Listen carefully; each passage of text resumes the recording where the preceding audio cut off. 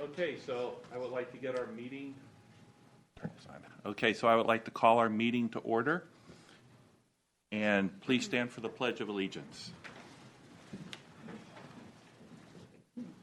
I pledge allegiance to the flag of the United States of America and to the republic for which it stands, one nation, under God, indivisible, with liberty and justice for all.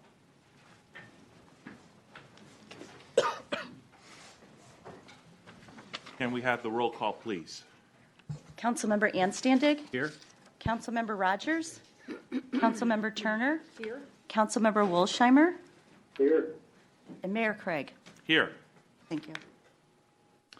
Okay, are there any changes to the orders of the day?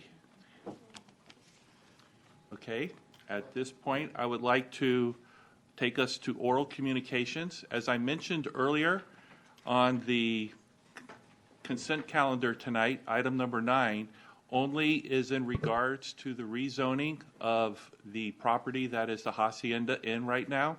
If you would like to speak on any other topic regarding the Hacienda, you should come up and speak during oral communications because this is the point at which you can speak on any topic, not just the Hacienda, but any item that is not on the agenda tonight. So you'll still have a full 3 minutes to come up and speak. So whoever is not speaking on the particular zoning of the property, please step forward and let me know your name, and I'll acknowledge you on our blue card list here. Malcolm. Hi, Malcolm Stewart, 15650 Robles Del Oro in your sphere of influence. I want to make a comment on just transparent government and participation. The council has in many times stated that they appreciate people coming and presenting and stating opinions, but from an observer, we find that participation isn't really taken into account.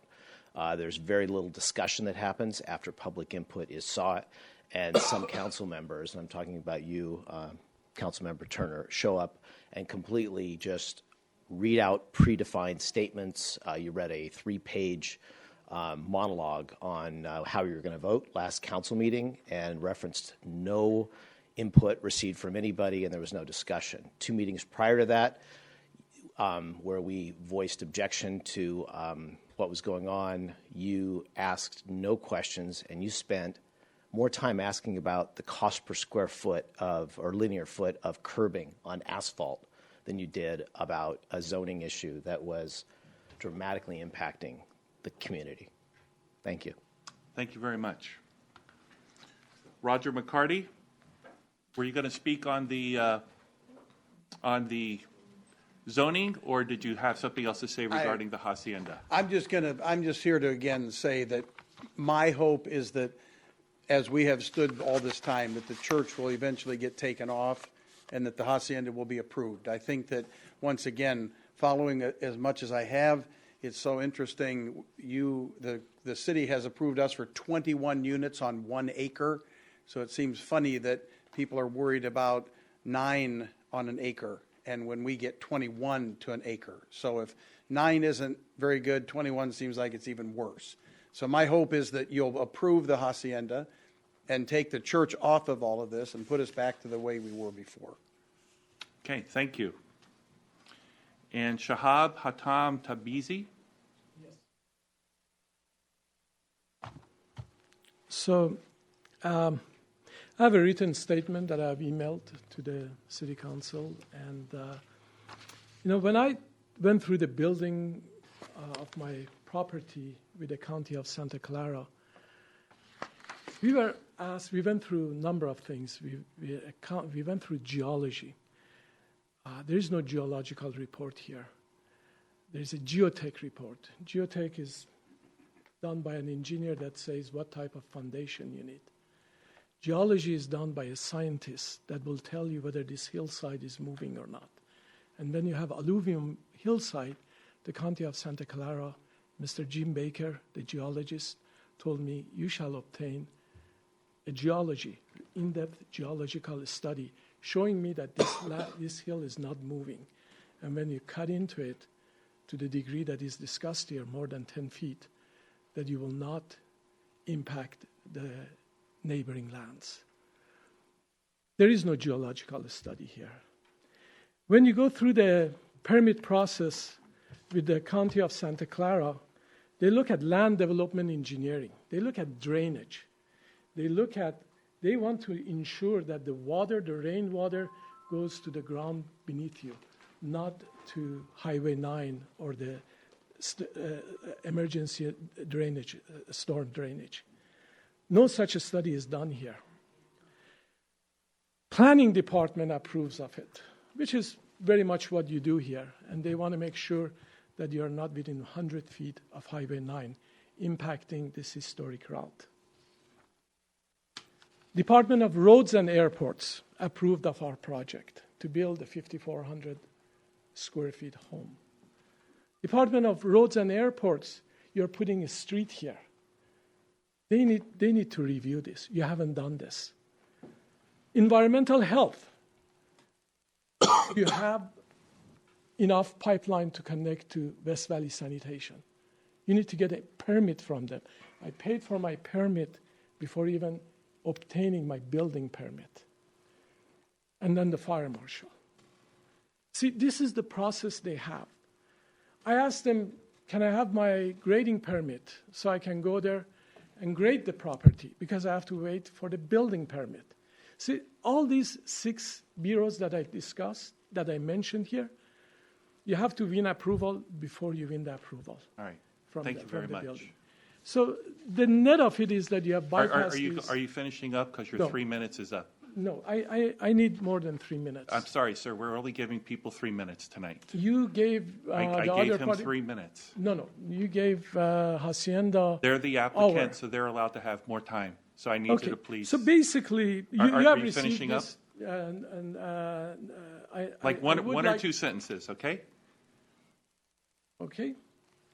So you are designed to protect people, landowners, and you're doing this spot zoning for the benefit of another landowner. You are bypassing the County of Santa Clara's requirement for developing a property. You were, Mrs. Turner, concerned that the state may come in here and take over the city like Pleasanton or what have you. I think that may be a 2% possibility, but I assure you it's a 100% possibility that I will be at the 70 West Heading Street if you do not reverse this grading permit and this tree removal that can cause a mudslide, that can cause destabilization of the hillside and destroy my property, and you're concerned about $300,000 Okay. So thing here. thank you very much. I think we've let you go over by almost another minute. So thank you very much.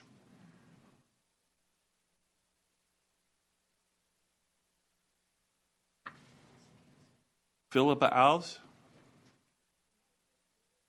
Sure. Kathy Hall?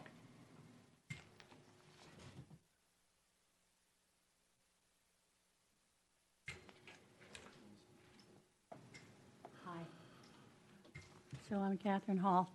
And this has been submitted to the state housing element to be, to see where the density analysis is. But and they really feel shocked that the site and architecture did not review this for the density. I know Kirsten says we don't need it. We do, according to them. So, and aside from that, I'm wondering if you could answer a couple of questions. So during the hearing, we don't have the ability to answer questions when we're just doing. Can't now, okay. No, just during oral communications, we I can't. won't- We're just I going to won't be able to ask take anything. the input tonight. Okay. Well, they'll be sending their report, and then you can see it. I'm concerned about the setback and the no backyard for the kids. Apparently, there's nothing for the children. Is there a play area? I don't know. I can't ask you that, so I won't. But I didn't see it on the plan. And then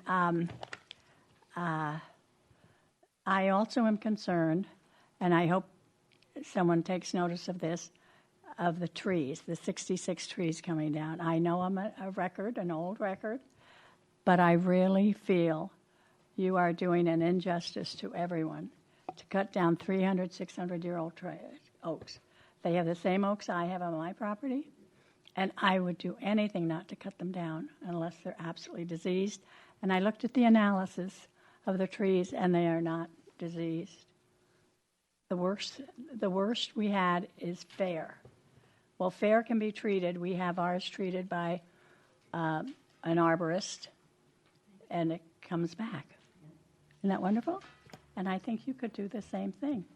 So I really feel you're going to have to, according to the state. And if you do this without having the elements in there that the state requires, you are going to have to do it again. So you better be looking for a new site. Am I out? I have 40 seconds. Okay, you have to have, whether you like it or not, you have to have low-income units, extremely, very low, and low, moderate. You have to do that. And if you're going to pass the state test, you have to have those. Just because we have granny units does not satisfy the problem. Thank you. All right, thank you very much. Gary Efren? So we're not on agenda item 9 yet, so this is if you have a comment regarding the Hacienda system that we did last week, not specific to the general plan amendment, though.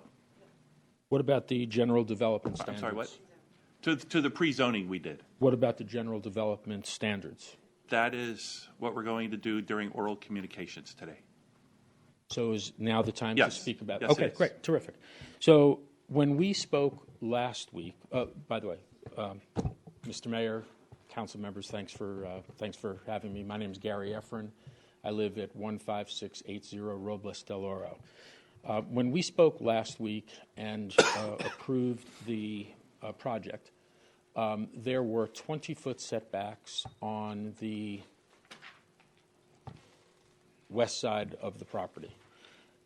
On page 4 of the general development standards, under what is permitted, it now says that for one-family dwellings, the rear setback can be 15 feet, not 20 feet, and it says a covered porch may encroach up to 5 feet into the required rear yard, which now reduces that to 10 feet. So somewhere between the meeting where we were last week when we had a plan that said there was going to be a 20-foot setback on my property, and that's what the story poles were, we now have a general development plan that's different. And that came out on Friday's email with the agenda and the materials for tonight's second reading. That's a change from what you guys approved last time. I don't understand, number one, why there was a change, and number two, it feels to me a little, I didn't even see it until somebody pointed it out to me. That directly affects me. And I think that it is inappropriate to make a change like that between the time that you approve something and when you have a second reading. So I request that you go back to the old plan, which was a 20-foot setback. There was no encroachment for anything else. And I don't think you should make changes after you approve something for a second reading. I just think that that feels really kind of like it's being done not in the sunshine, and that's not, I think, the right spirit of the way you guys should approve anything. So thank you very much. Thank you. Marshall Minoz? I think. Minot? I think. Okay. Kristen wanted to. Oh, okay. So just to clarify that issue, perhaps Jeannie Hamilton can address the issue addressed by Mr. Efren just to avoid confusion any further. So the general development standards present the minimum required, and because on the east side, those single-family detached do have a 15-foot setback, that's why the minimum is 15. The actual development permit that you approved had the homes on the west side at a 20. So those are permitted at a 20. So the 15 is a minimum, but what was approved for the homes on the west side is the 20-foot setback, and those weren't changed. So that, again, it's like a zoning district. A minimum may be 20, but something may be set at 25 or 30. So again, the development permit that you approved for the homes on the west side show a rear setback of 20 feet. Okay, sorry, we're not With all doing, due respect, but this we're not page doing. 4 says Montalvo Oaks. Okay, And it doesn't specify east or west. It says single-family homes, and it says a 15-foot setback. Okay. With a 5-foot overhang. all right. That's So, what it doesn't say east or okay, west. so thank you for bringing that to our attention. Okay, What I would do is invite anyone, if they would like to please come by and take a look at the plans. We have copies available at the front desk, and the city planner or myself is more than happy to go over those with you in person. Does that mean they can't be changed? so Sean Lutold.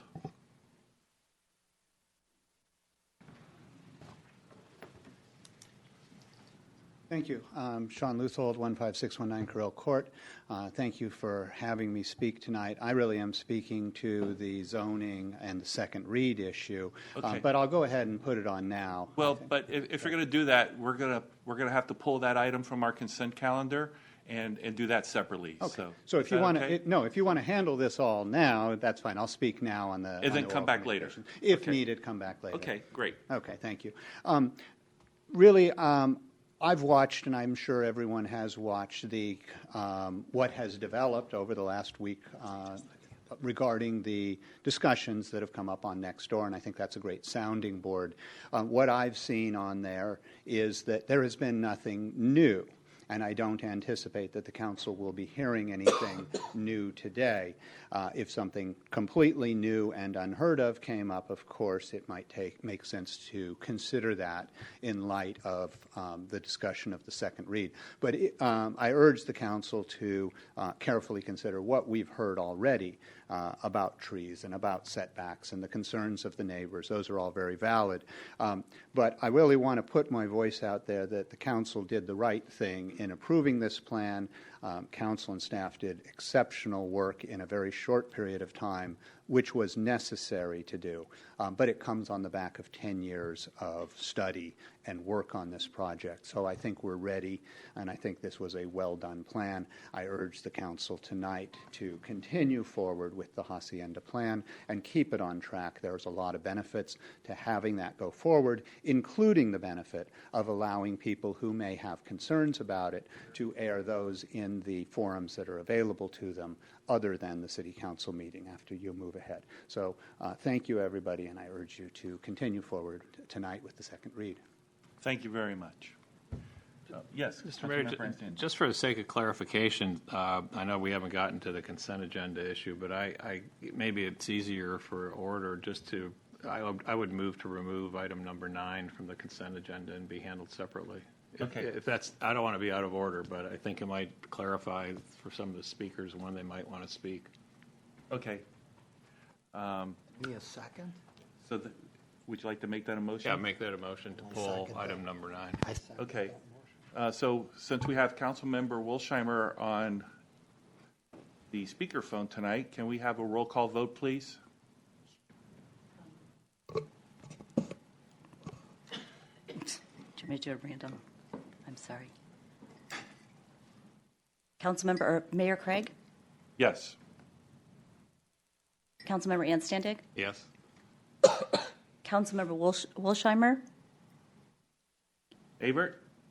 Sorry, could you repeat again what So- you're voting on? So we are changing the orders of the day so that item number 9 on the consent calendar is pulled. Okay, yes. Okay. Councilmember Turner? Yes. Passes 5-0. All right, thank you. I never voted, but Oh, you I'm can. sorry. You can put me as a Shaking yes his on head. that one. Councilmember Rogers? Yes. Passes 5-0. Thank you. Okay. Wanda Alexander.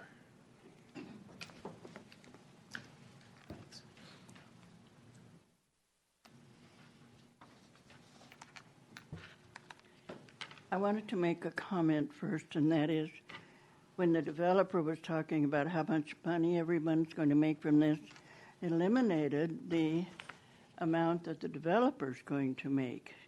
So I think we should add that to the equation and also talk about the expenses that will come to Monte Sereno as well as to the rest of us for this intrusion in the hillsides.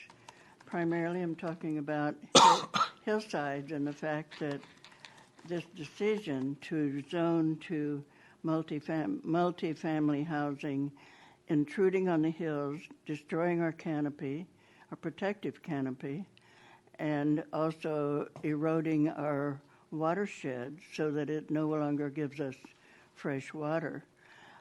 I think all along the way, it's a big mistake to do this without any more consideration than you've had time to give.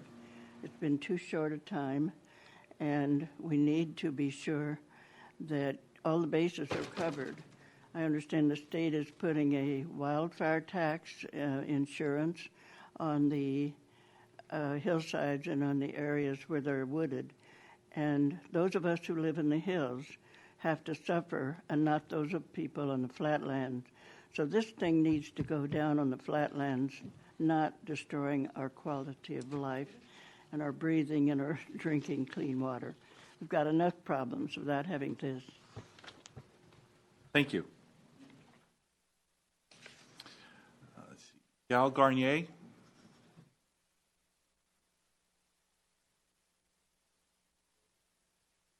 Hi, my name is Gal Garniak from 15881 Ravine Road. Me and my family moved here not so long ago, a good few years back, around 2010, and there was a reason we did that. And this is a very special place, this area of Monte Sereno, Saratoga, and I think that your committee represents that. What this project offers is a transformation. It's a complete changing of zones, will change the whole way of living that me and my family came here for. It will, I believe, put in risk my kids in terms of the density of the cars and the traffic that will be moving around those streets, and we've seen the glimpse of it in some events that were there over the last few months. So this is a very concerning thing that no single project should drive it. It needs to be almost like the people that are part of this community need to make a vote in order to make this decision, because it will change their way of life in a big magnitude of that you can understand that. Those people probably elected you, and when things will change, you know, that there will be a transformation here. So you need to consider security, way of life. It's really something that is revolutionary to this area. Thank you. Thank you very much. Jeanette Schitzinger.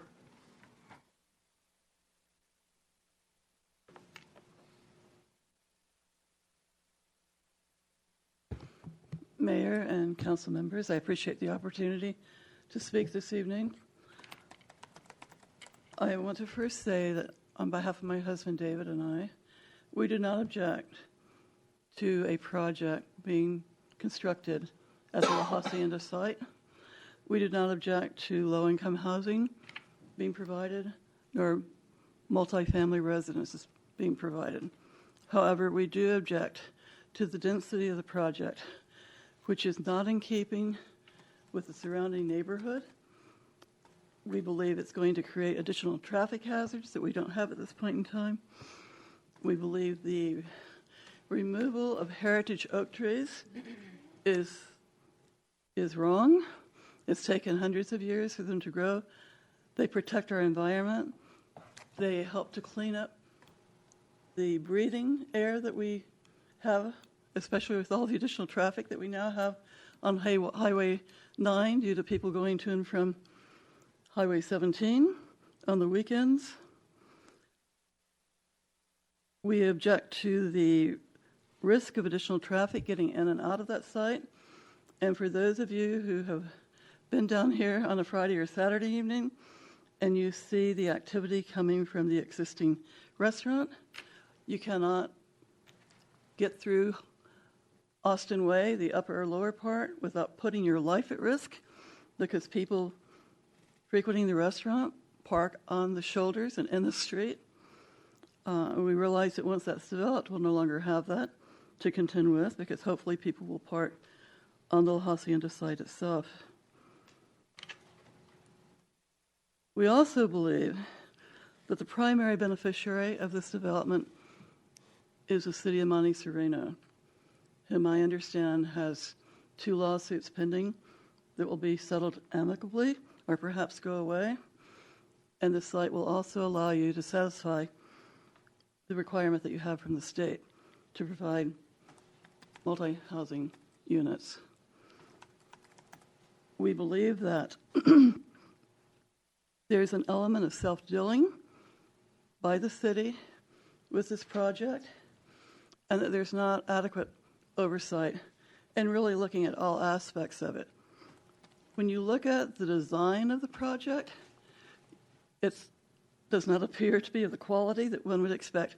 Number one, the city of Monte Sereno, who's very particular with its building requirements, to require. And you're putting that design, the high density, over 30 housing units on less than a 5-acre site in a neighborhood that requires a 2-acre minimum for a 5,000 square foot home. I know you've had strong resistance from the people who live on Davis Avenue, and I find it interesting that they were allowed to speak in favor of this project. I think there's a definite conflict of interest there. So we have used up your 3 minutes, so Okay. if you could give us like a 1-sentence wrap-up, that would be great. Okay. I have more speakers we're trying to I would also get ask to. you to seriously reconsider your approval of this project and hopefully consider a meeting with the people who are in opposition and coming to a conclusion that's reasonable for all parties and satisfies the needs that you, the city, and the council have. And also looking at your fiduciary responsibility to the community at large. I don't think any of you want to be remembered for having approved this project for the reasons that it's being approved. Thank you. Thank you very much. Philip Levine.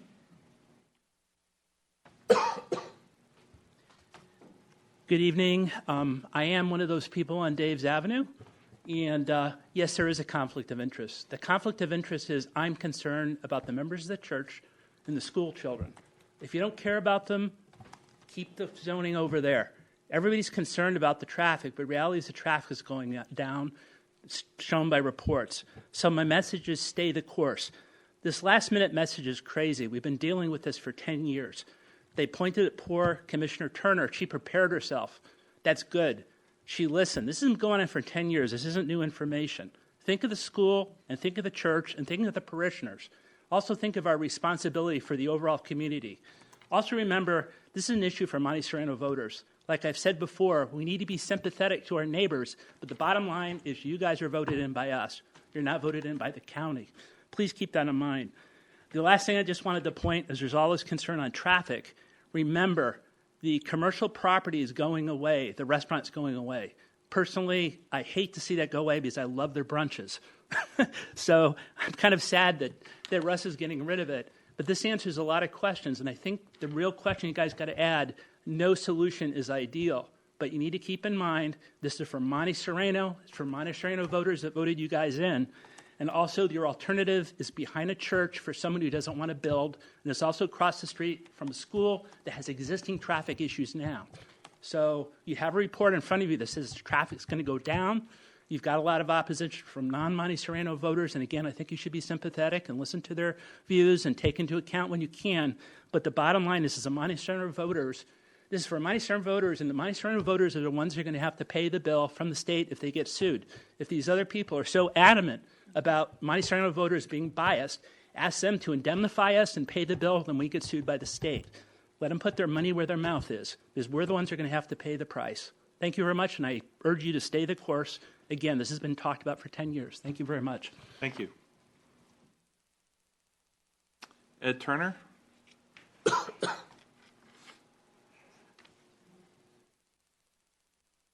That's a tough act to follow. I was just going to get up here and say for a moment that I thought you guys had done a good job in making this selection, that you solved a lot of problems for the city.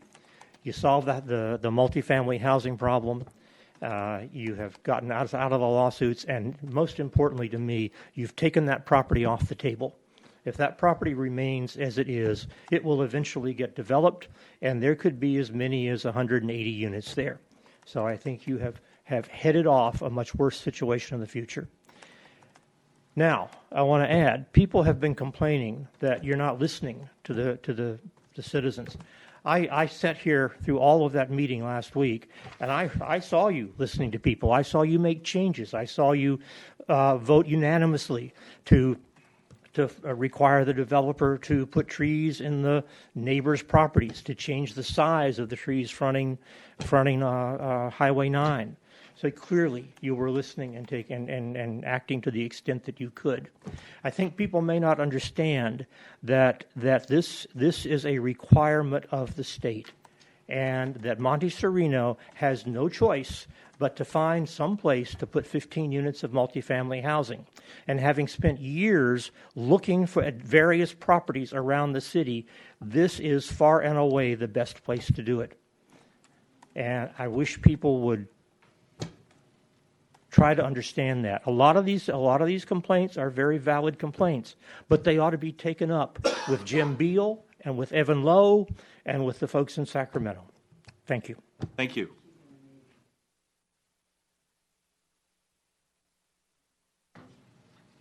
Donna Rohde?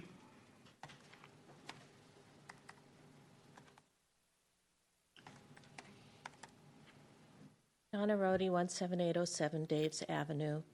I have a suggestion that the trees that form the barrier along Highway 9 be planted immediately. We don't know when their construction is actually going to begin, and it takes trees a long time to grow. The plans, the diagrams showed that, what the trees would look like in 5 years and in 10 years. And so let's give those trees a head start. The second item is I was very struck last week by a young gentleman who spoke who currently lives at the Hacienda and said that he will become homeless when we build this project. That bothers me a great deal. We're building this to create opportunity for people with reduced income. But we're pushing people out. So I think we need to find some way to protect the people that are currently of modest means and living in our city. Thank you. Okay, thank you very much. Marshall, did you want to come up now?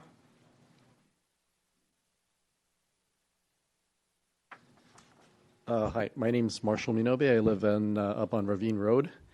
I've lived there for almost 9 years, and I just wanted to say that just from my observation, I don't feel like there's a lot of consensus in the community. I feel like when you approve a project, I think the important thing is to have it based on some strong statement of intention for this development by the community, and I don't see that here. And I think that there is certainly a need for housing, and I think that the burden that places on you is, and I'm sure this is too late down the line, but the burden it should place on somebody in your position is that you just need to work harder. I mean, this is a very wealthy community. You can spend the money to get together and work towards the solution that really will work for this community. And I think that that's perhaps not been done to its full extent, despite some of the other comments that I've heard tonight. Thank you. Thank you very much. Philippa, did you want to come up now? Yes, thank you. Okay. And then after that, I have one last card. So if anybody else would like to speak on any part of the hacienda except for the rezoning, the pre-zoning part, please send a blue card up now. Good evening, Council. And I want to compliment all of you for doing your very best over the last years to explain to the citizens of Monte Sereno that you must comply with the state requirements for multiple family housing units, and that the decision must be made and it can no longer be put off. We fully understand, as we have been listening and participating over the years, the difficulty you've had in making a choice to locate these market price units on the most reasonable and available and safe lands available. We continue to support strongly your vote and urge you to move onward with the development, the planned development at the Hacienda sites. If it's not a planned development, it could be much worse. Thank you for your efforts over the years for all of us in Monte Sereno. It hasn't been easy, and we respect your work. Thank you very much. And Susan Ning?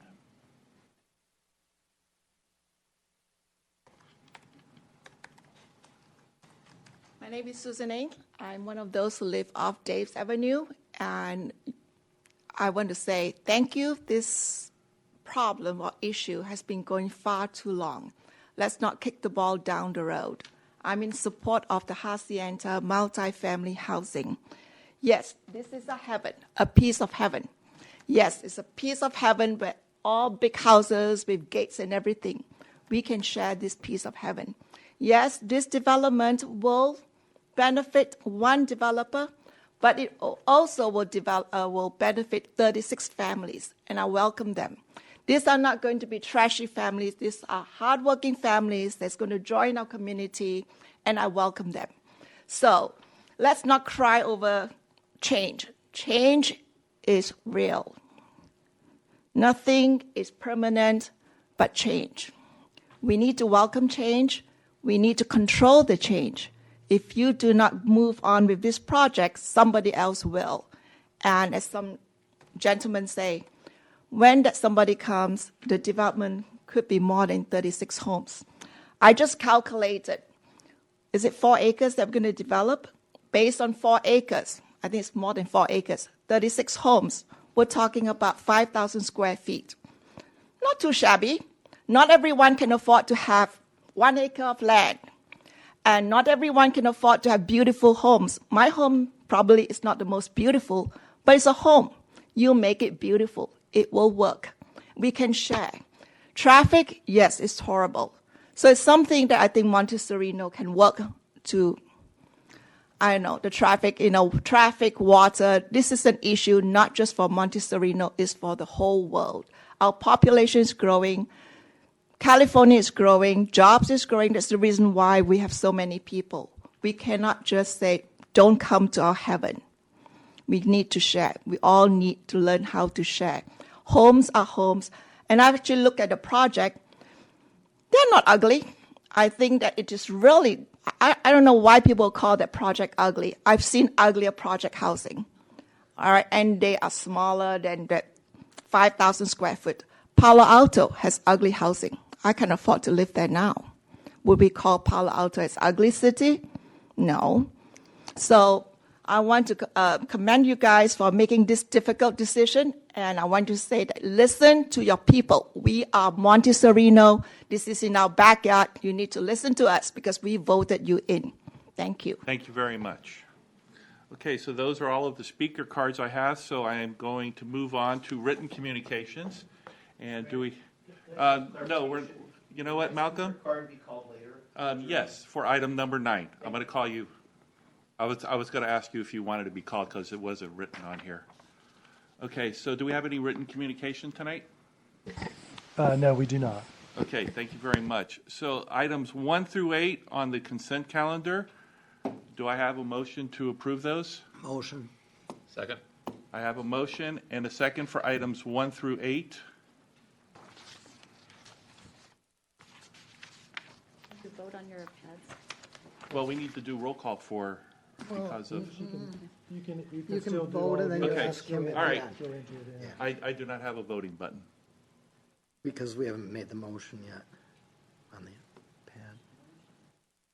Make Okay. your second. I have, okay. So Okay. And Councilmember Wolsheimer, what is your vote on the consent calendar? I vote yes. Okay, and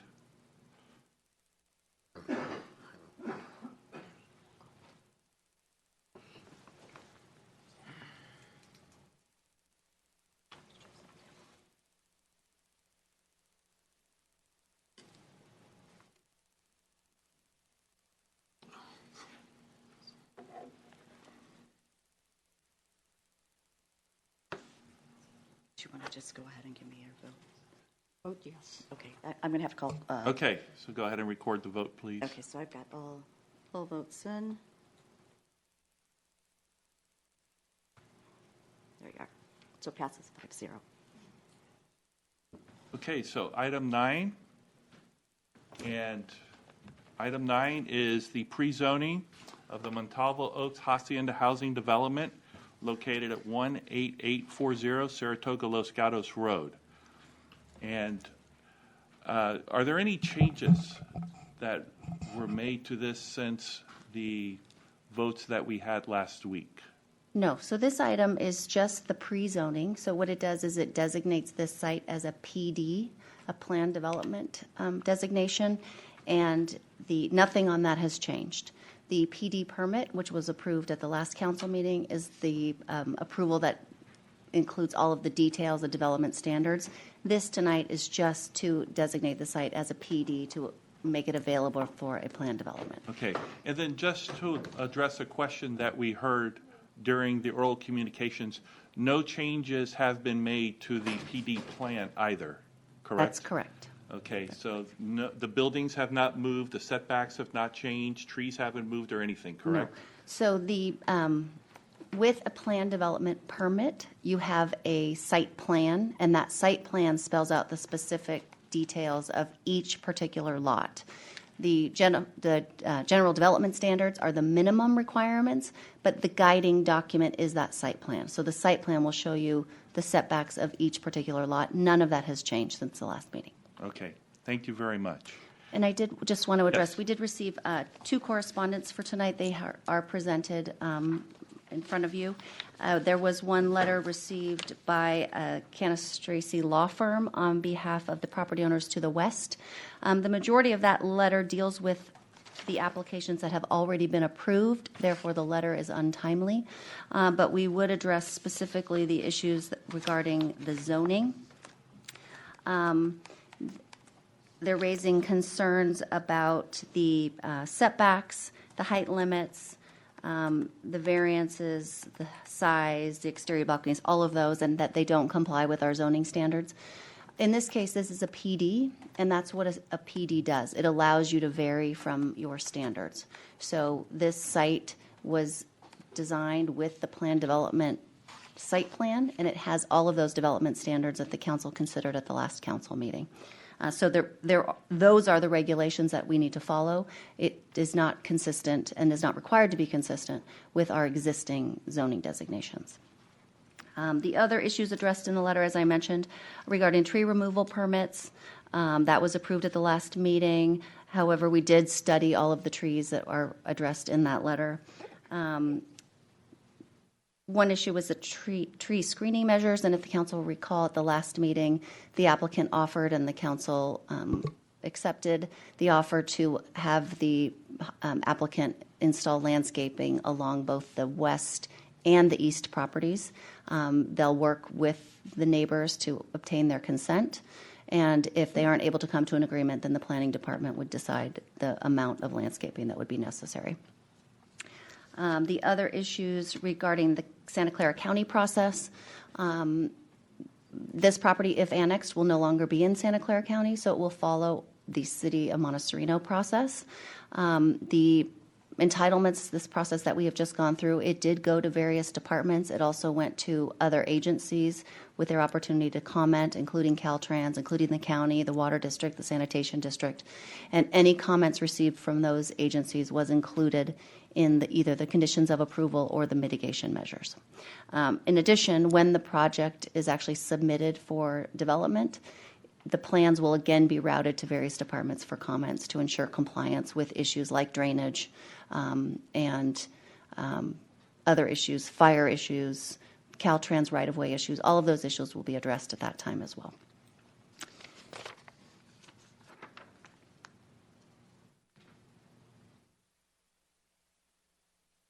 And the only other issue, again, the majority of the items addressed in the letter happened at the last meeting, not tonight. But this project was designed as a PD to meet the unique standards of, or the unique conditions of that site, and also to address the issue of the city's housing element to provide multifamily housing within the city limits. So with that, I'm available to answer any questions. Okay, thank you very much. Do we have any questions for staff? Jeannie's also here to help us with any questions that we may have.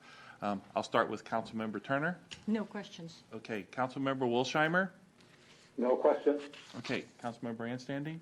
Yes, could you please, Kirsten, if you could, or Madam City Council Attorney, could you clarify what on tonight's agenda on this item, the significance of a yes vote and also the significance of a no vote by the council? If the council were to vote yes by a majority, or if it voted no by a majority, what would be the impact of that? So if the council votes to adopt the ordinance, at the last meeting you voted to introduce the ordinance. Tonight is the second reading and the adoption. If you voted to adopt it, that would be the end of the entitlements for this project, and the project would move forward. If the council were to vote no, then the zoning would not be in place. There would be no PD zoning on that site. However, the general plan designation was approved at the last council meeting, so the property would be zoned general plan designation RMPD. So the change to our RM zoning, or I'm sorry, our RM general plan designation has already happened. So that designation would stay on the property, even if tonight's ordinance was not adopted. I'm following. I'm not following that. Oh, good, it's not just me. No, it's not. So at the last meeting, the council voted to amend our general plan designation for the RM. Previously, that RM designation allowed a density of up to 3 units per acre. At the last council meeting, the council voted to change that to make it 3 up to 9 units per acre with a PD. So that has already been put into effect and applies to that property. The only way that it can be developed at a greater density than 3 units per acre is with a PD. So no development could happen, but that general plan designation has already been changed. What you're doing tonight will just implement a PD zoning on the site.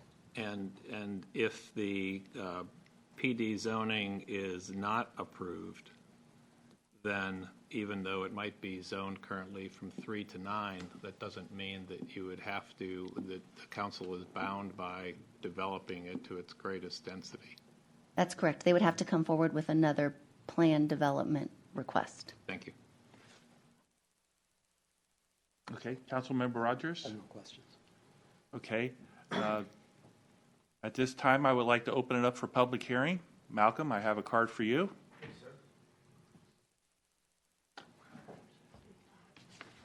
Hi, good evening. Thanks again for the opportunity to speak.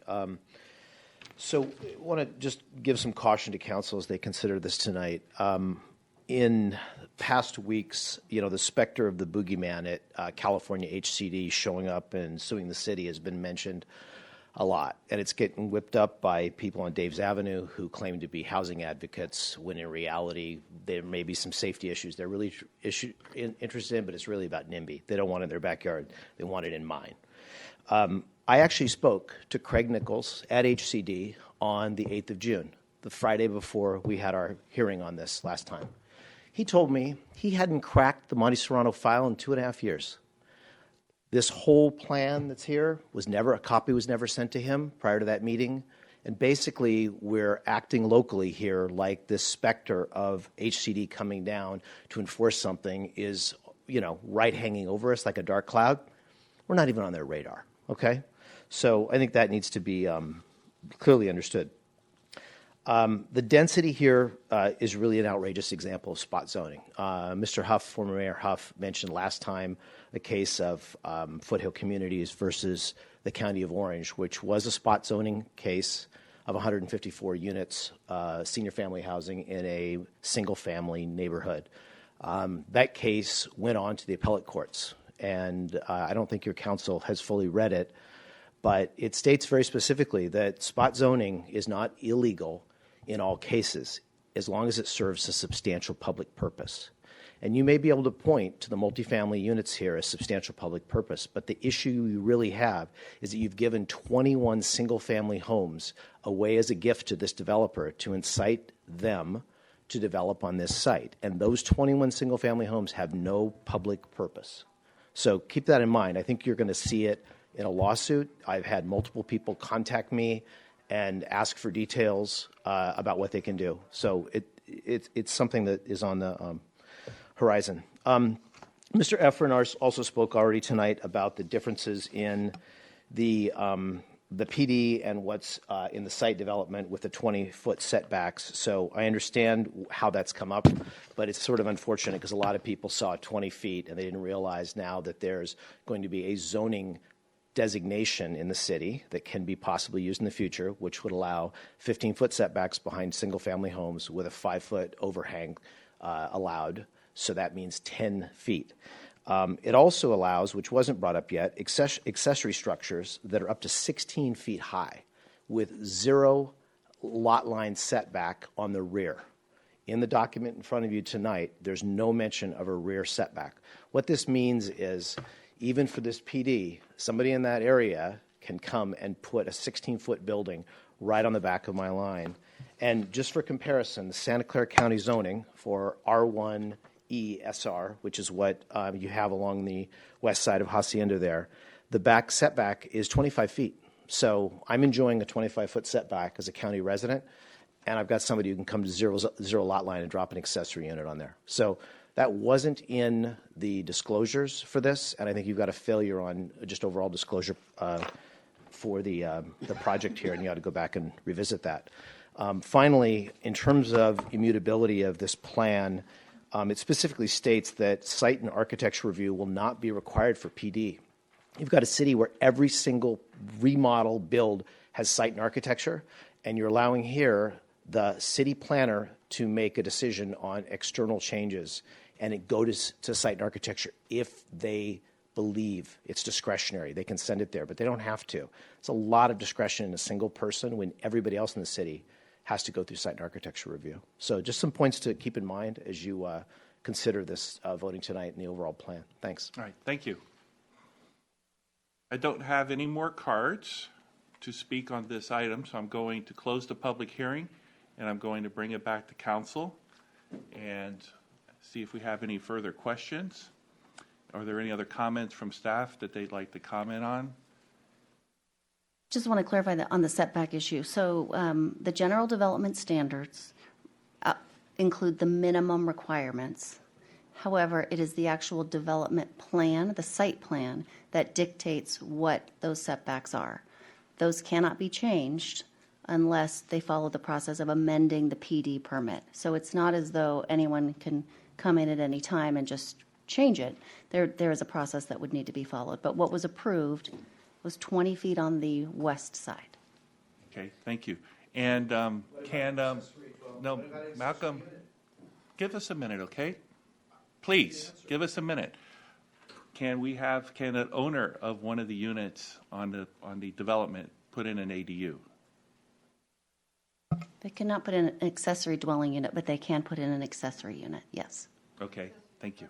Structure, An accessory structure. Yes. And what is an accessory structure? A shed, an arbor, like a trellis or something like that. It could be, well, Perhaps Ms. Hamilton could speak specifically. It's defined as a building or structure for use accessory to the primary dwelling with the exception of a dwelling unit. That's separately defined and those aren't permitted. So the height is 12 feet at the required setback and it can go up to 16 with each additional setback. So they have pretty small yards, so they're not going to be very large. They pretty much maxed out their primary building envelope. So, Okay, thank you.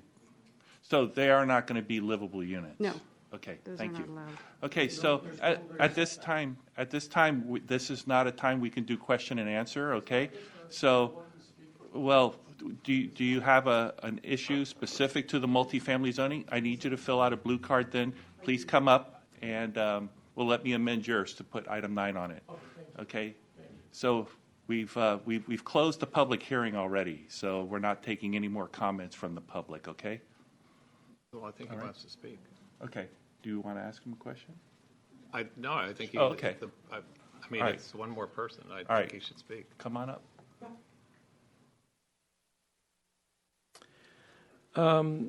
First of all, in regard to setback, I brought this up last week, and you have different setback between western and eastern side. Furthermore, you have a 3-story structure on the eastern side, and you don't have the same on the western side. There are 15 multifamily housing. These are high-end housing. These houses start at $2 million. They're not low-income housing. This is for-profit here. It is referred to as a spot zoning. It's discriminatory, and it's arbitrary, and it is for one individual to profit. It is the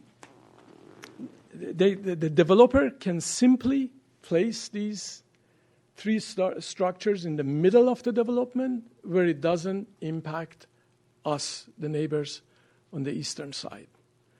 Furthermore, there is no need to approve 36 houses. You have 15 is the quota.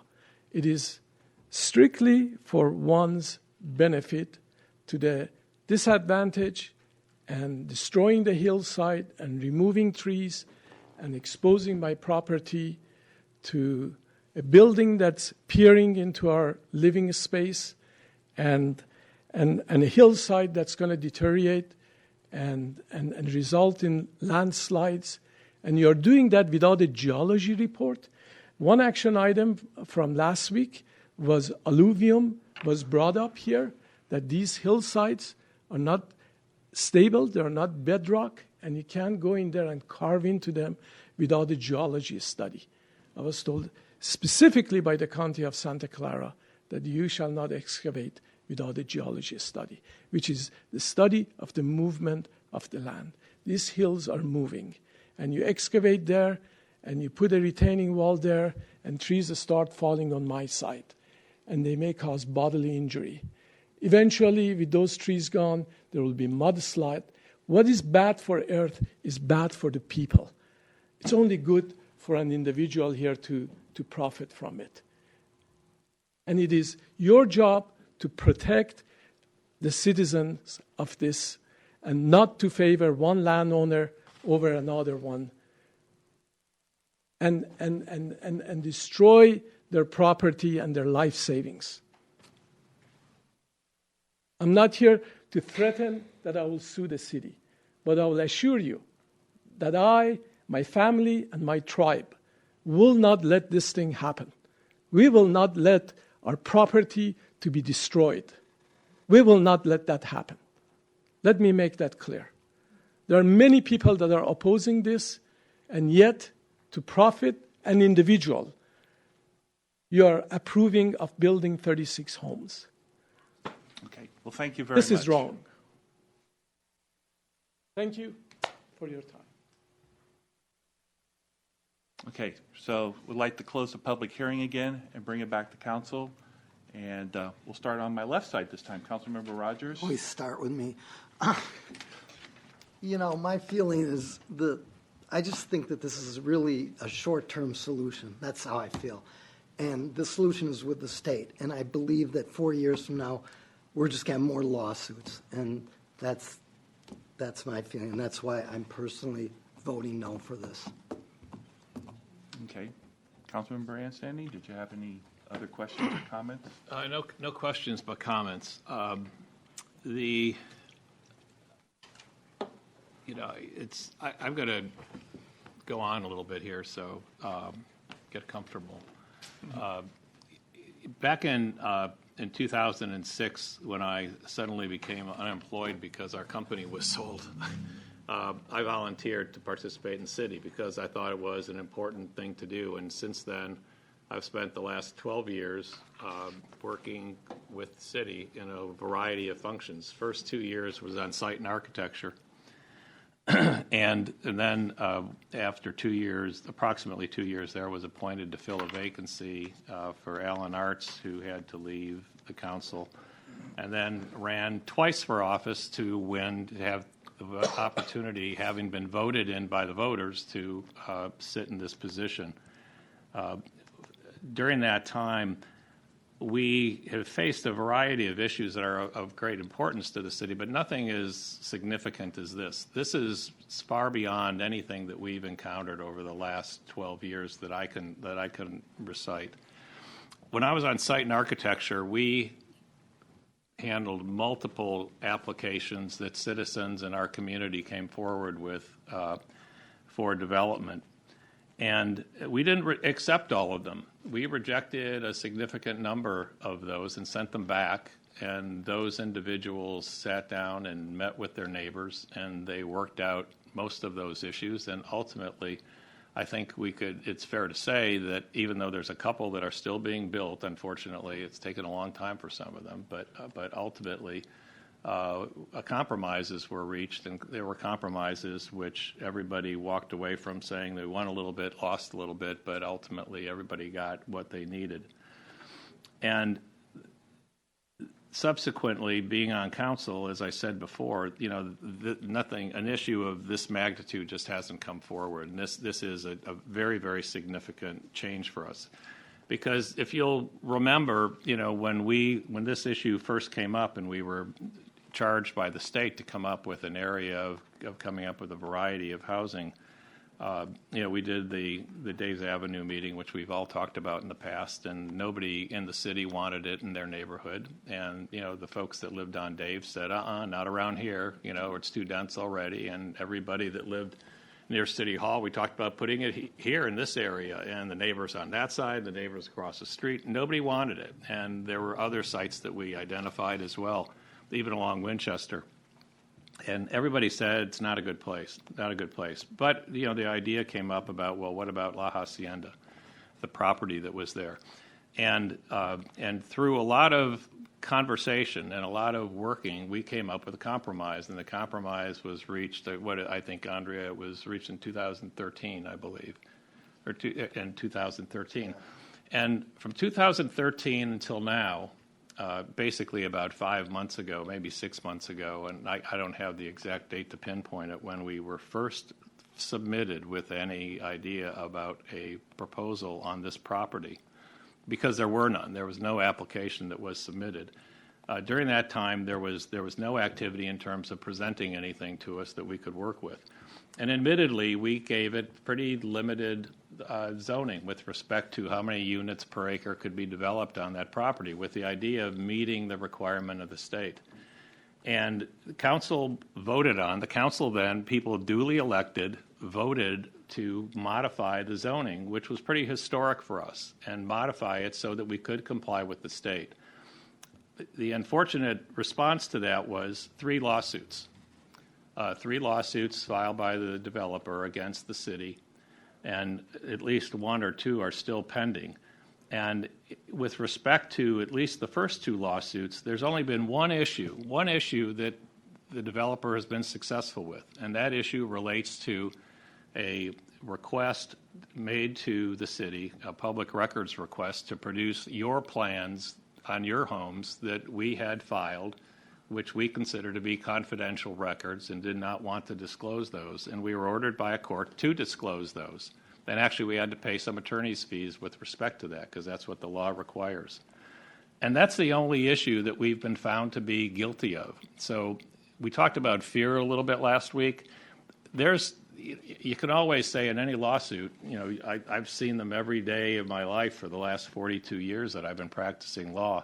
You see lawsuits all the time, and not every lawsuit has merit to it. And frankly, I, for one, am not afraid of the lawsuits. However, I also am one who likes to see things settled and resolved, which is why we passed the 3-acre zoning that we did several years back. And I mentioned last week that I'd be in favor of even expanding that somewhat so that we had a proposal on that piece of property that would be less dense. It would not include the 15 units plus the 21 single-family homes. And when I think about those single-family homes, it brings me back to looking at something that some of you may read from time to time. It's our city guidelines on how we build property within the city. And it talks about the fact that within this city, we're supposed to maintain the city's unique residential characteristics and promote architectural design which will enhance the city's established neighborhoods. When I was on site in architecture, I never saw anything remotely close to what's being proposed on this site. And it's I don't mean that disrespectfully to the developer, because I understand why someone would want to put as many units on that property that they possibly could.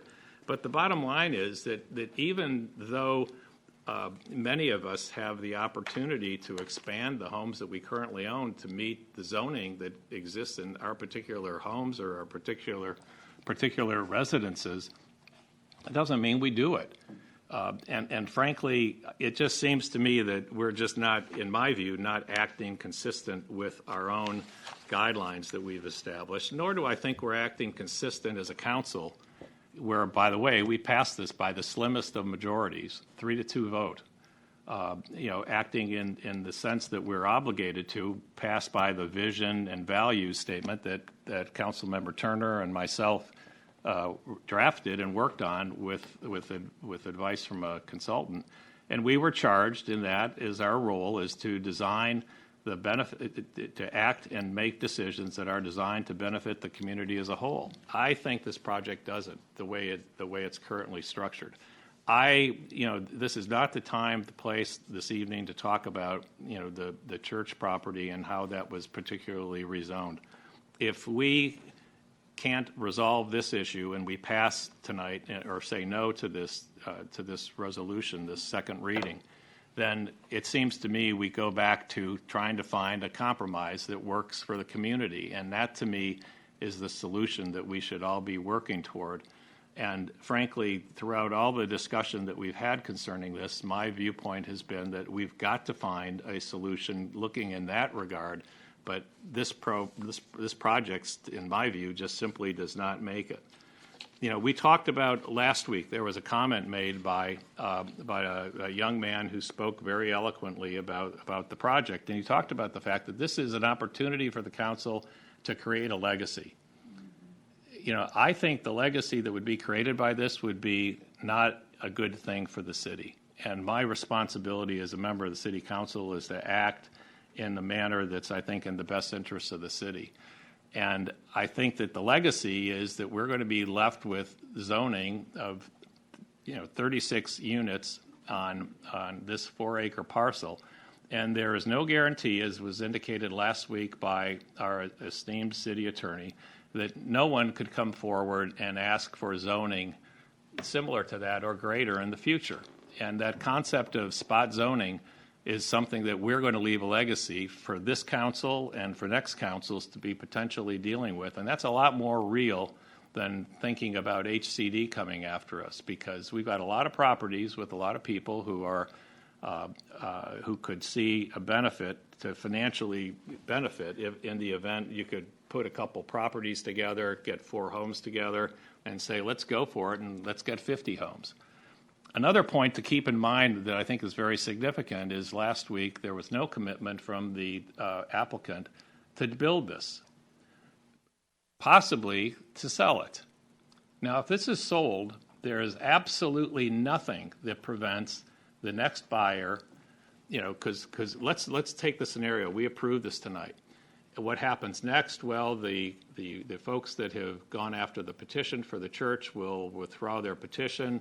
It'll go off the election, and the case law will be settled, and everybody will think, well, we're great. Now suddenly the property gets sold to another developer who comes in and says, you know what, 36 units is not sufficient. What I need is 50. And I'll give you your 15 units, but I'm going to build another 35 single-family homes on that property. And at that point in time, we're going to be left saying that to the state of California, we have no plan to do anything in our city. We have no plan we have a plan that's been approved, but nobody's going to build it across the road. And suddenly, we're in a state of potentially being non-compliant. And I think that scenario is the legacy that this council and future councils are going to be left with by passing this particular ordinance. Another thing to point out is people have talked about trees. Go back and look at our code. If you go back and look at the purpose of our tree preservation code, section 10.15.01 of our code says the purpose of that ordinance that we passed, and listen to this carefully, is to retain as many trees as possible consistent with the purpose hereof and the reasonable enjoyment of private property. These regulations are adopted for the purpose of ensuring the preservation of natural scenic beauty throughout the city. I mean, I ask you, for any of you that have looked at this, and admittedly the developer is interested in putting in a significant number of trees, but they're not going to be similar to the trees that have been taken down. And I think that, all of us have been especially sensitive to that, especially the council. And also our residents, and I just think that's a potentially big mistake. I think that lastly, and the last point I really want to make, and I think it's a significant one. When this issue first came up, many citizens thought of the idea of having a development in La Hacienda would be great because people could sell their larger homes and move to something that would be smaller scale. And that smaller scale would allow people, particularly after their kids leave and move on, and we need a little bit less space, and we're also not so able to run up and down steps to have a single family home that might be on one level. There's none of that here. That was one of the concepts that was talked about, and there's none of that here. And in fact, one of the, three of the, or a section of the homes in the back toward the hillside are 3 stories tall. And all the single-family homes are 2 stories tall. So it doesn't fulfill that requirement. And if you think about the nature of the housing that we're putting in there, it's not low-income housing.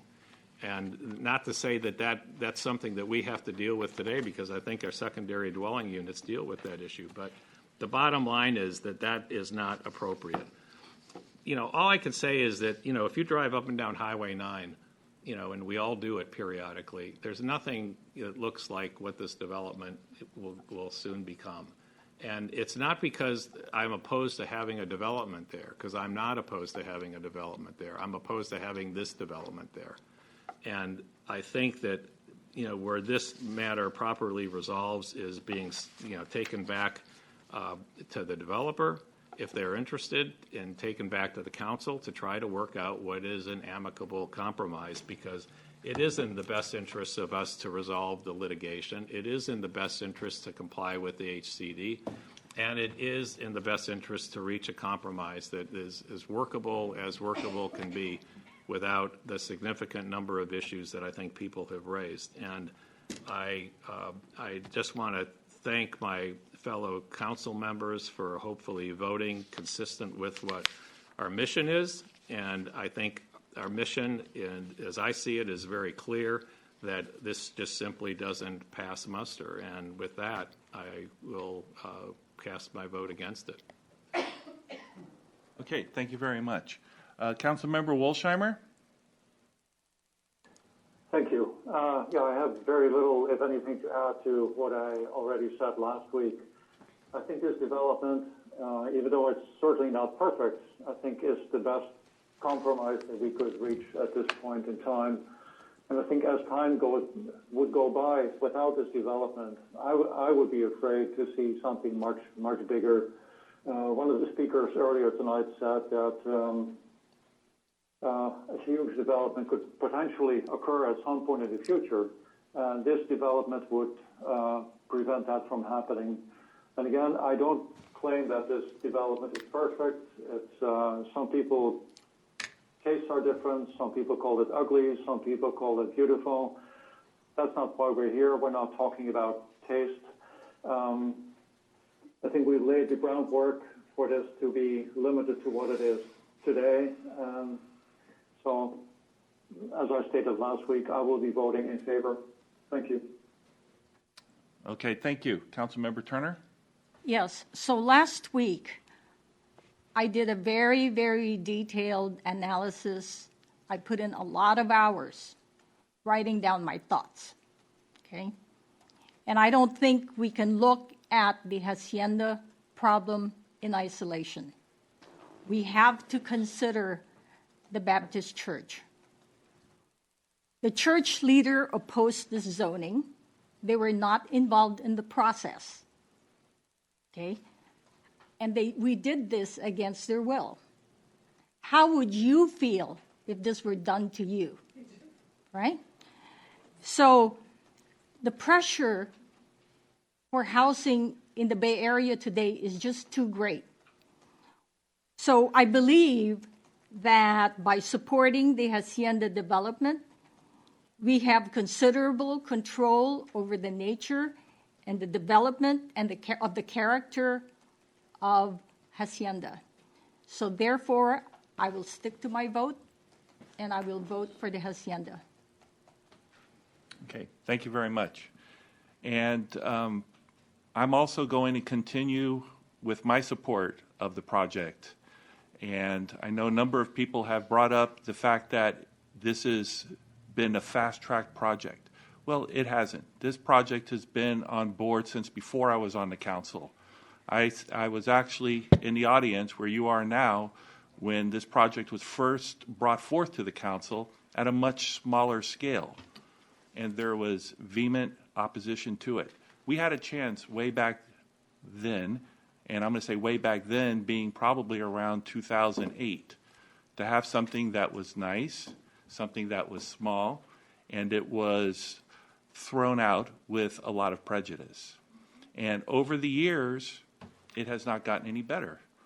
I initially went along with the 3 units per acre, thinking, well, that will get the negotiation started.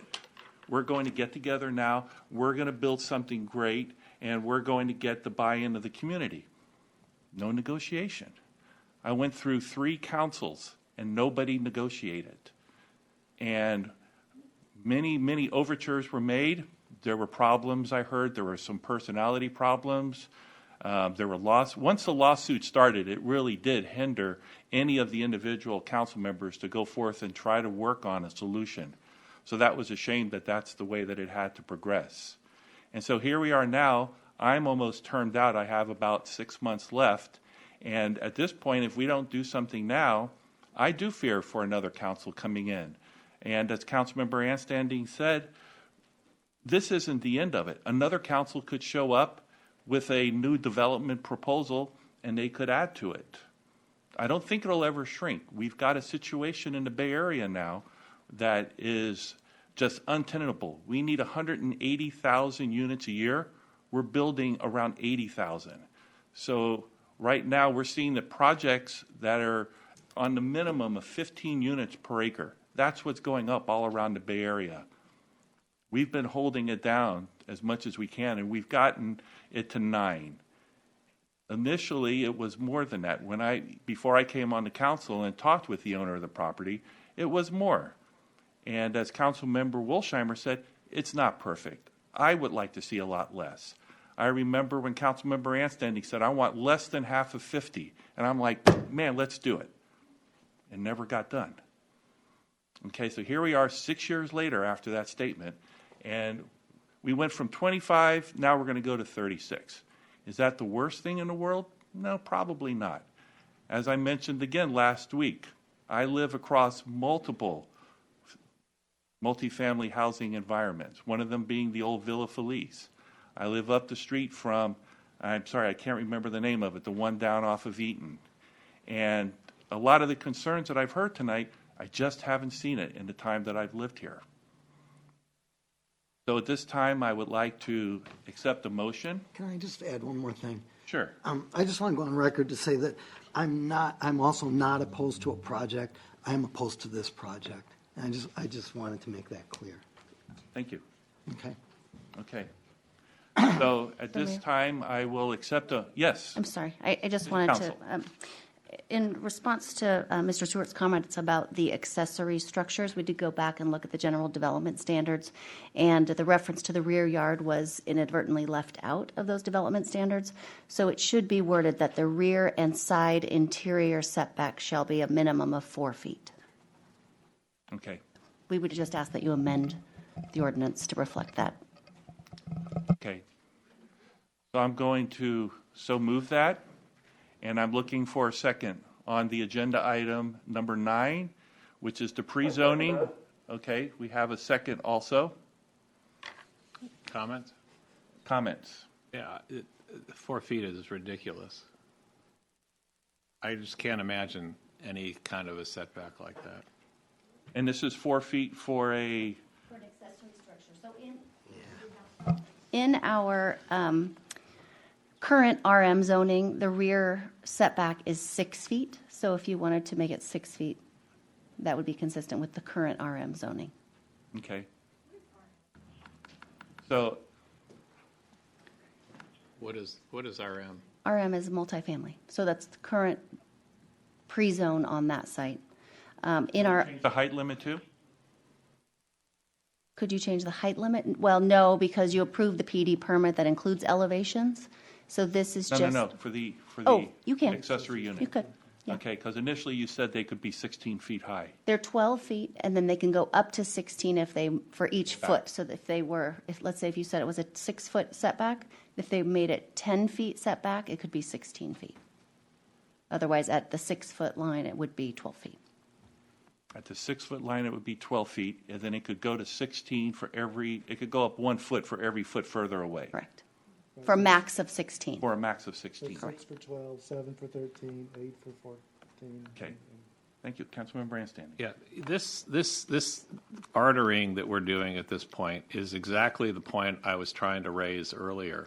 In the event this developer sells this property and the zoning is currently as it is, there's nothing, absolutely nothing, to prevent the next person who owns this to come in with different requirements and bring them right back to the council, and then the council gets to vote on each little change. And what you're going to be sitting with is, no referendum, no litigation, and nothing that complies with HCD. And you're going to have to be beholden to whatever that developer wants, because if you're going to comply with the state, you're going to have to pretty much give him or her whatever they're looking for. So anybody that thinks that this is the minimum and we're going to be safe with this going forward, that'd be wonderful, perhaps, if that's what ends up getting built. But that's not your future. Your future is going to be just what happened 10 minutes ago, which is coming in at the last minute with a modification to something that that already you already voted on. I mean, so to me, I think we're really it's a perfect illustration, and I'm sorry it happened, but it's a perfect illustration of what I think the future is going to be, and that's another reason why I think that this is a bad idea. So based on Councilmember Brandstanding's statement, is this something that can continue to be chewed up and redone piecemeal? So the issue that we just raised was something that staff inadvertently left out of the general development standards. It has nothing to do with the applicant. There are no accessory structures shown on the plan today, but because it was not included in the general development standards, we wanted to make sure that it was very clear so that there are rear setbacks for the accessory structures. That's very different than if an applicant came in and wanted to modify any of these entitlements that you're doing today. So if they wanted to make modifications to the PD permit, it would require a public hearing, notice, potentially environmental review, that process would start over And this could happen at any time, no matter what we did, at any correct? time and on any property.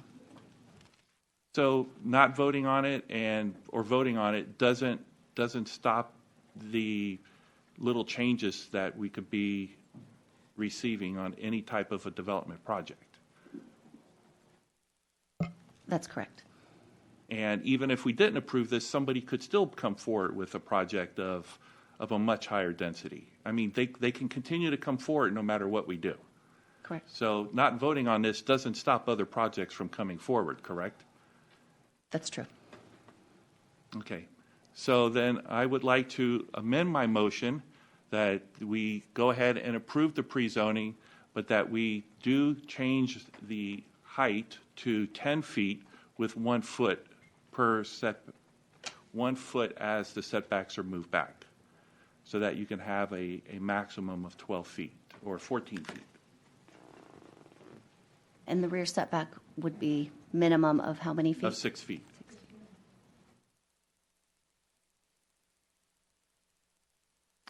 Councilmember Wilsheimer, do you take the amended motion? Do you still second it? Yes, I second that. Okay, so at this time, we're going to have are there any other council member comments? Okay, so I will call for the vote. Can we do a roll call vote, please? Or are we up and running? We should do a roll call vote. Okay.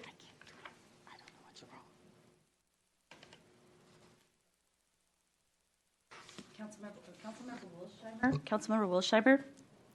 I vote yes. Councilmember Turner? Yes. Councilmember Rogers? No. Councilmember Janstandig? No. And Mayor Craig? Yes.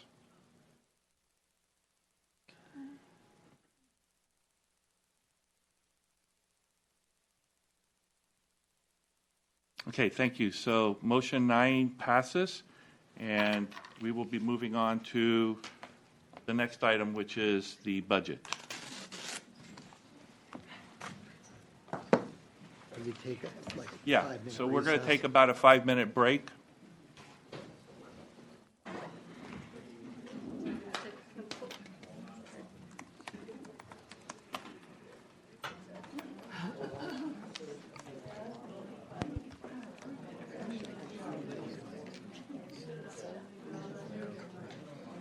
Do we have to wait for the clock to? Okay. Who did our filibuster? We're firing it back up, Abert. All right. Okay, Sounds good. here we go. Item number 10, the operating and capital budget and city council goals for 2018 and 2019. And Terry, Sue? I'll start and be short, but our finance officer is available if you guys have any questions.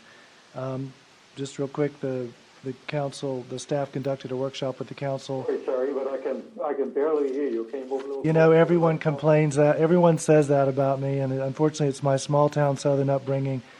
Don't talk so loud, Terry, it's not polite. You think I would have gotten over that working for the city of New York and then for the city of Philadelphia, but I never did.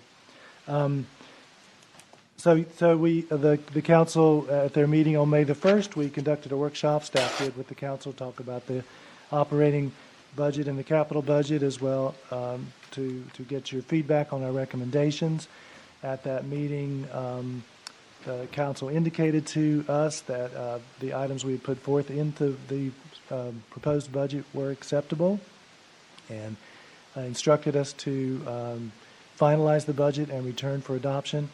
In April the 3rd, about a month earlier, we had a session with Sean Spano to talk about the city council goals. Went through a process determining should we add any, modify any, change them. And at that meeting, the council directed us to make some modifications to the council goals as well. And I won't go over those in any depth because they are listed on page 3 and 4 of the staff report. The only thing I would mention is that there was a number of, or not a number, but some comments in the public realm about the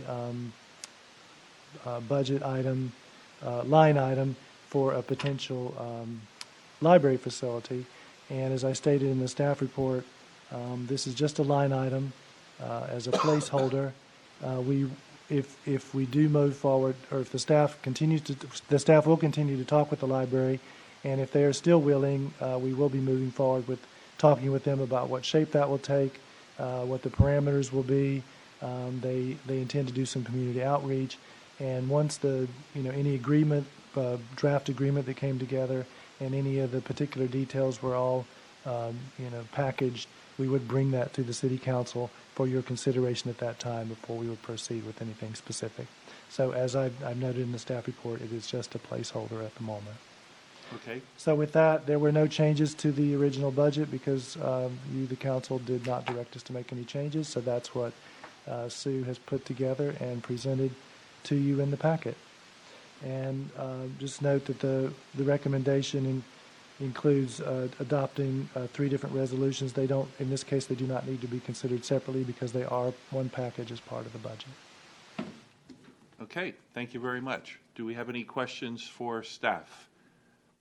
Councilmember Wolsheimer, do you have any questions for staff? I did have a few questions, but I spoke to Terry earlier today, and my questions have been answered already. Thank you. Okay, thank you. Any other questions?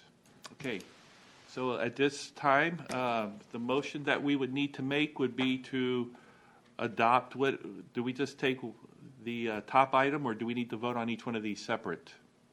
No, you can, the first recommendation is just to review it, but the second, third, and fourth resolution, they are all as a group. There's no order required, so you can approve them as a group. Okay.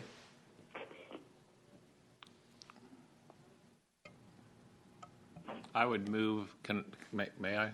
Yes, please do. I would move for the adoption of the resolution adopting the budget, the council goals, and the amending personnel resolutions for the fiscal year 2018 and 2019. Do I have a second? Seconded it. And we have a second. Okay, and we're going to do a vote, and mine has showed up. Councilmember Wolsheimer, how do you vote? I vote yes. Okay, thank you. I have all votes in. Okay, thank you. Record the vote. Yeah, Oh, it needs to be a roll call vote. Because we roll have call vote. someone, Yeah, because he's on the phone. because he's on the phone. Okay, so we're going to do a roll call vote. Avert. Councilmember Anstandig? Yes. Councilmember Rogers? Yes. Councilmember Turner? Yes. Councilmember Wolsheimer? Yes. And Mayor Craig? Yes. Okay. Passes 5-0. There you go. It Okay, passes so- 5-0. Thank you. All right, so that we don't have any new business tonight, and now we go to committee and commissioner reports. I think I started with Councilmember Turner last time. So Councilmember Rogers. I have nothing. Okay. Councilmember Anstanding. Nothing? Nothing. Councilmember Wolsheimer. Nothing also. Okay, and Councilmember, and he shakes her head. Okay, I do have a short one. You have 3 minutes, sir. Oh my gosh. We'll cut you off. Not gonna happen. No. So we had our cities association meeting, and along with the cities association meeting, we had our legislative action committee meeting, and 2 things. One is our dues are going up significantly, and secondly, in the legislative action committee, we kind of did a no vote for any of the legislative actions that were brought before us. One of them was item 831, and I don't know if you read the article in the Mercury News about 831, but that's where the state is looking to really remove all of the restrictions for ADUs, and Campbell actually is tackling this right now. And so basically, they're trying to remove any lot size, and they're trying to remove any setbacks. They're also looking to remove the provision that it has to be an owner-occupied piece of property too. And this action has passed the Senate, and it's on its way to the Assembly. We didn't take any action because it's pretty much on its way no matter what we did, although we did send a letter saying that we would like to make sure that local cities continue to maintain control. So, please give us as much control as you can, because right now we're just being turned into administrators of state housing rules these days. So a Is lot this of people just were for pretty. ADUs? This is just for ADUs. And if you want, I can forward you the article, Yeah, the if one you could. that was in Campbell today. But yeah, so look up SB 831. I'd like to see that too, Burton. Okay, I will do that. And then SB 828, another Scott Wiener bill. They're looking to double the amount of land intended to house very low and low-income residents by setting aside more properties for apartments and condominiums, zoning land to account for homes not built under production goals from the prior 8 years, and zoning more land for residential properties if a state audit shows that there is a shortage in that community. They're also going to be boosting targets higher where home prices are far outpacing wage increases. So this one has now passed committee. Again, we voted that we're not very happy with this one. And it's just, I think we're just going to be dealing with these. They're anticipating another year where over 100 of these things are going to be introduced. So that's my staff report. Did I make 3 minutes? It was fairly interesting. It's fairly interesting. I try to make them. They're all interesting. Okay. Council member comments. We'll start with Council member Turner No comments? and Council member Wilsheimer. No comment. Council member Anstanden. None. Okay. My only comment is, again, thank you all again for the extraordinary effort that everybody put out tonight. I sure appreciate it. This meeting, city manager's report. Just things related to pavement and the smell of asphalt.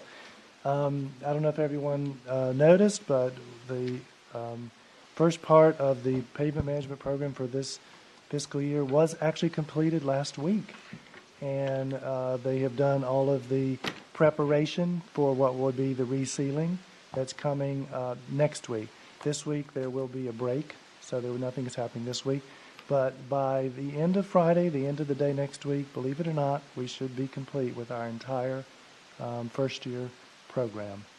We generally had only just minor hiccups, a couple of calls, but I would say that the engineering staff has just been phenomenal getting out to individual houses and neighbors and making sure that they were all taken well care of. So I think it's gone extremely well. Just the only other thing I'd mention is related to Blanchard Drive Pilot Improvement Project. We are going to be sending out a letter tomorrow letting the residents know, since the contract was awarded, what's coming up next. We're anticipating a resident informational meeting on Wednesday, July the 11th, and we believe that the construction will probably start around 2 weeks later. Now, that will take considerably longer because of all the concrete work and the curbing and so forth. Where was the first project? You said My street. Oh, it was your street. Okay. Yeah, I there were didn't- there were okay. 16 different segments. That's why I drove by. I thought I heard you say it was last week, and I drove by Blanchard, and it didn't look like. No, nothing So has okay. nothing has happened on Blanchard. That won't begin until probably towards the end of July. Is my street done, or is there more work? Well, what has happened is they just did prep work. They sealed cracks in places where it looks like, they call it, I learned all this stuff in the last year, it looks like an alligator skin, it's kind of broken. No, that's resurfaced my whole street. Oh, well, then maybe they have already done that for some, but the majority of that is actually not going to happen until next week. They also did that on Pinecone Court, which is attached to Vineland Avenue. It's diagonal from my house, and they did pretty much the same thing. And just one comment I had is, if they could sweep up, especially if they're just doing a small section like that. I know it may be hard to sweep an entire street, or if a street sweeper is going to come afterwards, but there's a lot of residual tar and a lot of rocks and everything. Yeah, they are supposed to do that. So what street was that? Pinecone Court, and I know that particular one, again, because it's across the street from me, but also that's where the few kids that we have play. And when you're running and you hit loose rock, it could. No, that is part of the contract. They're supposed to. Carpets. They're supposed to Yeah, I'm sure return that's the all being street. tracked into the houses that are on That the is court. part of their contract, so I'll make sure that that's taken Did care a of. nice job on my street. It looks great. I didn't think my street needed it, but they did a great job. This is That's part of the dealing with the better streets first and so that they'll last longer. I know, I get it. Which in the end saves us a lot of money. Good work. Thank you. Thank you. Thank you very much. And that's all I had. Okay, so now I will adjourn the meeting until August the 7th, correct? So enjoy a couple of, or enjoy the month of July.